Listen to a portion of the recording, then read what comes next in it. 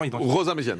Je pense qu'il y a quand même une belle déception du camp Zemmour. Pardonnez-moi sans vous offenser, mais vous êtes une illustre inconnue. Et d'ailleurs, même l'ancien ministre de Jacques Chirac, je suis désolée, mais on parle d'un ministre que les moins de 20 ans ne peuvent pas connaître. Donc, je suis désolée. Là,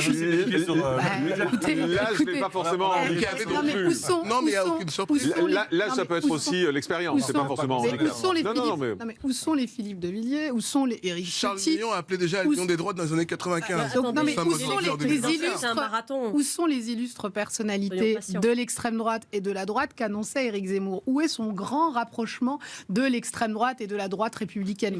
La réalité, c'est que c'est un échec cuisant aujourd'hui. Quand il annonce qu'il est le seul capable de rassembler au final toutes les diversités des droites, on se rend compte qu'en fait il est capable de rassembler personne. Et quand on aspire aux plus hautes fonctions de l'État, c'est qu'on est un leader, qu'on incarne en fait cette posture, qu'on est capable de fédérer les citoyens français, qu'on est capable de fédérer un certain nombre d'élus.